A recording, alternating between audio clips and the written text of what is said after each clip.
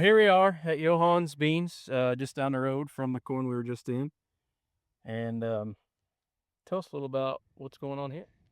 So this has been one of my more difficult beans on the farm.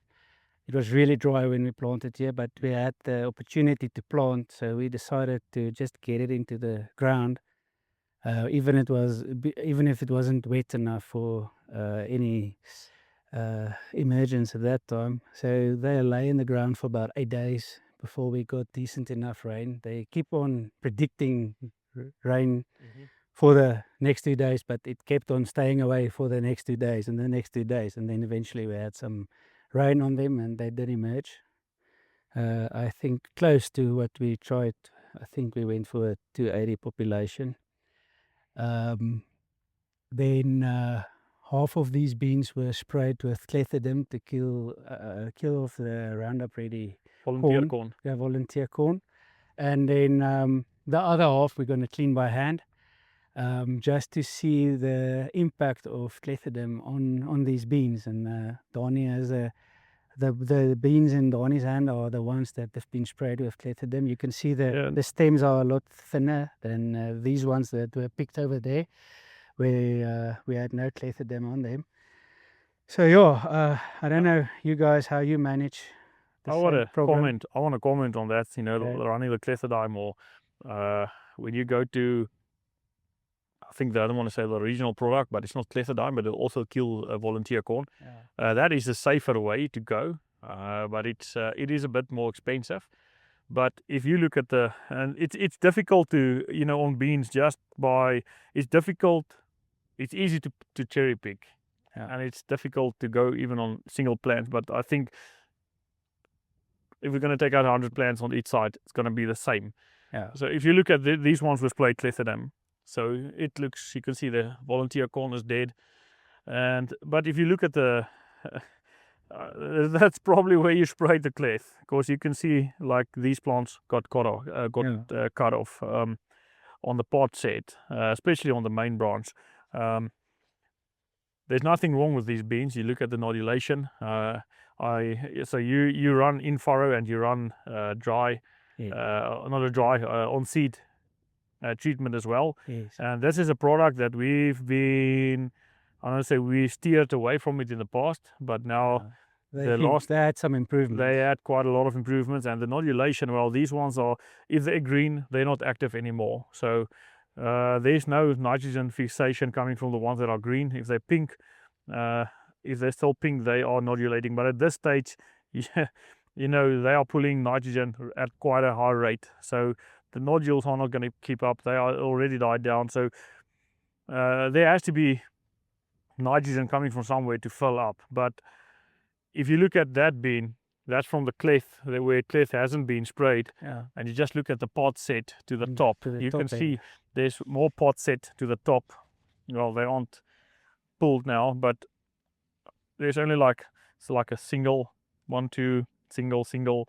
There you still have like 1, 2, 3, 1, 2, 3. So the clusters are a bit better on this, and that's what you're going to see throughout the whole pod that hasn't been sprayed with cleth. And that's why you don't stress beans if you don't need to. And that amount of extra seeds that you got over there will outweigh the amount of loss you'll get from spraying cleth. So even though it looks like there's been like Brooks maybe sent his combine over to pick your corn last year. Even though it doesn't look nice, and well, the corn kernels, if there's going to be corn kernels in there, they might affect you with, you know, the cleanliness of your sample. They might penalize me with about 10% on them. But we're going to pick them out by hand. You're going to pick them out by hand. This is for the trial purpose. So. You're gonna be making more money from that side, even if you have to do it, I think, manually, which it's labor intensive. But from losing yield from just having it look really nice, you're losing quite a lot of yield, you know, from clethodim application. That's why I won't kill all the volunteer corn. I'd rather let it grow and gain yield, and not spend money trying to kill that volunteer corn. So I'm happy for you doing the trial over here, because we're going to get some decent data out of this. But I reckon the Clef 3 not spraying is going to out yield where we did spray the clethodim. Yeah, well, I think we will do the total sum of ROI, everything, yeah. everything. So what happened here was that the corn trials that we were just in last year, they were over here, and then when we had that drought from the end of December, it was also a really late plant date, even later than that corn over there. So we had really small ears and small kernels, and the headers just couldn't take it in. We wasted a lot of ears and kernels. There was some ear shelling going on, because you couldn't close the deck plates far enough. No matter, I know there's going to be two guys, I know two of them, they're going to be sitting there, yeah, that's why you should have bought that cornet. Well, fuck you, that cornet wouldn't even made a difference. So that's where a lot of these volunteer corn came from. So Brooks, after seeing beans, you've been in my fields and you've seen Johann's fields now. You can start growing now for me. Who do you think's gonna be paying for the trip overseas next time? Definitely Danie. You know, Danie got some good beans for sure. But we seen some of his trials with those really tall beans. Yeah. And these short beans and the sunlight they're going to be picking up, and you know the pods, they're still sitting on top. Yes. And when they are able to fill out from top to bottom, you're going to have some big beans. So I think these beans are going to yield better than what you think. I mean, you may need a John Deere back in here cutting these beans. So we just need money to pay the bank. For the red one, I'm still paying off. So you're more than welcome to stay, buy your own, and come and show me. You can make it part of the trial. I'm glad you made that comment now, and that's my take as well. I'd rather go with shorter beans. I want to fill them out. Johann, give me that one. They are filled out all the way, from the bottom to the top. So you're catching sun everywhere from the bottom, and you can fill out everything. If you had a dense canopy like the ones we sprayed yesterday, it looks nice, but I told you, like that field, that variety, my fertility in that field is on the higher side. So even if I took a variety that I planted on the other side of town as a shorter maturity group, it's on poorer soils on the other side of town, but I think it's gonna out yield the field we were in yesterday.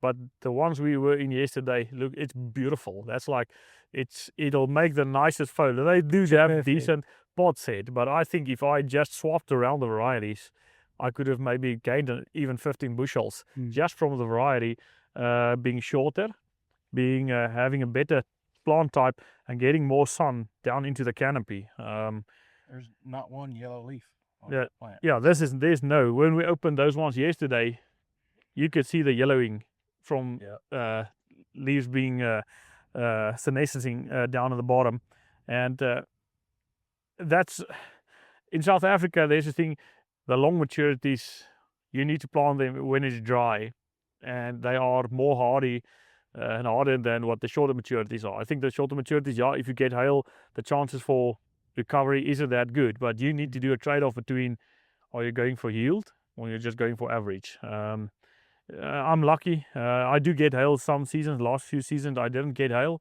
but I'd rather go and bank on a 100 bushel bean than hoping for a 75 bushel. Diseases, and we were talking about, my biggest challenge is white mold, and yesterday at the end of that one turn, just as I turned around, and holy shit, in the dry year, in that dense canopy, there's white mold. Yep. I hate beans. They are very challenging. Have you ever seen 200 bushel beans? No. Why not? Then you drive around. I don't know if it's a thing. But we want to see it. Just like I'm opening up this, because I want to see the proof. Isn't Kevin always telling us about his 300 bean? Yeah, Kevin told us he had like 300 bushel beans. I think he's a sandbagger. We're going to When call it him comes out to as well. tax, He's yeah. never proven it to Probably us. So. 400. Might be, knowing him. Well, I've seen I the best beans I've seen was on Kevin's farm, and I can't remember the yield, but I think it was 130, 140. it's just above 160. Is that what they Yeah. were? And Yeah. he don't Management. he don't have no management with him, and they got tall on him, and they did lodge. So we all know what a bean does on what lodging does to yield. So if he could keep them standing, He's got issues with fertility isn't one of them at all. No, if anything, that's a drawback for him. But I have to, I know Kevin for quite a while now, and I have to confess, he's a liar. He is a goddamn liar, like who would say it. Because he told me he didn't have any 400 bushel corn, and he showed us that I think closer to 500 bushel corn spots. Yeah. And he is a big he's so sandbagger. sandbagging son of a bitch. But well, we saw your corn as well, and no, it's and we saw your beans. I think we were in that bean field that you did the double cropping beans, and we saw it, and that was quite good, yeah. And well, I just want to see some of the claim stuff, I want to see how it looks like. What's the plant architecture on that? Where do we need to improve? Where do we need to look at? I know from the little bit of knowledge that I do have on beans is variety is make or break. And then you need to manage them, but you can get the right variety and don't manage them at all, and you'll get success. Taking the wrong variety and trying to manage that's going to cost you money. Right. This certain variety, not going to name it, this is one of the varieties that's been thrown around as being the next best thing, to everything. But I'm sorry, it's not going to work on my farm, my soils. But I don't think you get like on corn a variety that's adapted to everywhere. Even though Pioneer's got 164 T39, it'll do good in most of the areas. But like on my farm, I can't plant it. If I plant that, it'll grow like 10 feet tall and just lodge. But there are certain claims in South Africa being made on certain beans that I just can't. I don't know. I'm a dumb guy, but John, you've got the potassium issue over here. I see that. So, don't you think we as farmers sometimes we lend our ears out in the wrong direction too easy? Absolutely. You mean taking suggestions from others? Where would you rather take suggestions from, or you listen to Kevin, or would you listen to Dieter? Dieter, yeah. If he was your seed sales guy. Dieter's a pretty smart guy. What's Kevin's? Sorry, I just need to ask. What's his name? He's decop guy. Matt. Oh, Matt Parlin. No, not Matt. When I go back over, you need to kick me. Of course, I forgot your name at the moment. Macy's boyfriend. Oh, Tanner. Tanner, yeah. Okay. Would you rather listen to, well, Tanner's a nice guy. Tanner, sorry for getting your name and not taking aim at you, but just for proof of concept here. Would you rather take any advice from Kevin or from Tanner? Now you're putting him on the spot. We'll cut that. I just pissed him off one time. I guess I'm going to do it again. I want to go off Kevin. Yeah, no, nothing against Tanner, but just to set an example, I'd rather listen to another. Wow. That's throwing you under the bus. Wow. So no, it's just I'd rather listen to another farmer. I'd rather listen to Johann's opinion than if Dieter was my sales guy. Not anything against him, but also I know he needs to sell some seeds, and it's not going to not listen to him at all. But I'd always prioritize an opinion coming from another farmer above from sales side. Experience is a better teacher than. But if Dieter's been selling seeds for 40 years. So he's got experience in making money. Yeah. But we tried to make yields. Yeah, but we've got a good sales guy at Pioneer side. We give him a lot of shit. but we appreciate his opinion. Because he made enough money now, so that he's starting to farm now, so we can maybe Get employed by him. appreciate his opinion a bit more now that he's Right. using his excess money to farm. So over in the States, you could get like shop talk or what do you call it, coffee shop talk. Oh yeah. Do you guys go over there and No. Gossip. A lot of gossip that goes on for sure over in States. I try to stay away from the gossip, but seems like the people that's Nikki, is he lying now? seems like the people that's a little bit successful are always the names getting thrown around in the gossip. But you know, we do got and you know, I'm using multiple different company seeds, and we are lucky. We got some really good people we deal with, and that's great. But yeah, like you said, it's always nice to talk to a farmer that experience different situations that may be similar to ours, and you know, a lot of times they see it before your seed guy sees it. Yeah. So Yeah, no, I've got a good team of guys that I work with, and from Decop, Pioneer, Panhard. We're going to a Panhard day tomorrow, seeing as how you don't want to go back home. So, shit, if we can't keep you here any longer. But yeah, no, we got really decent guys, but we do have a lot of other guys that they are full of shit, and I do a lot of consultation work for other farmers and getting to know some of their guys, and some of them, shame on you. You know, it is you need to walk along straight walk with your clients, your farmers, and not all of them are open to that. it's but okay. There are a few. It's okay to say I don't know. Yeah, That's it is the okay. problem. There's a lot of people that's afraid to say I don't know, and they come up with something. But Greg, the other day, he sent me a video, and he also said sometimes a sales guy, rather no sale is better than selling anything the wrong sale. Yeah, Oh. so you know that this is Greg from the States. Yeah. Yeah. Well, this is over with.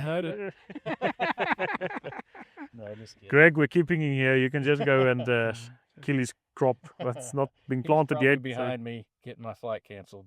Greg more than anybody. Yeah, so would you like to add any more comments to what you're seeing? And it's just beans. It's just soybeans. Shitty beans. I mean, not really. Singulation or foliar? Singulation. Cover crop or NPK? NPK.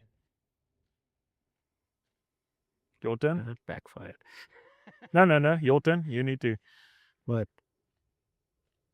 Foliar or singulation? Singulation. Cover crop or NPK? Cover crop. I think that's just to show not everybody's situation is the same. So there will be reasons why you're preferring it that way, and there's other reasons that he'll be going the other way. No. I'm cover crops and NPK, so if I've got dead soils, apparently. I did learn that if I used another planter and I used another combine and another seed and all the other stuff, then I would have even had better yields. But Yeah. there's not a perfect package. No, A there's perfect not. package is what you're going to be doing on your own farm Yeah. to look after your own pocket. And if you fuck up something, do it proudly. You might learn something from that. And if you're fucking up Take something, responsibility for it, take and that's it. responsibility for it. Yeah.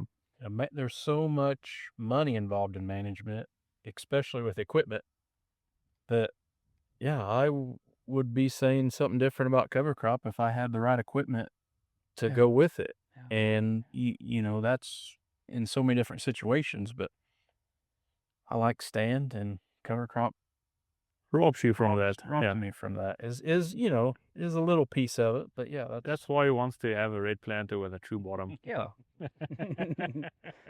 There's room for improvement. Maybe someday.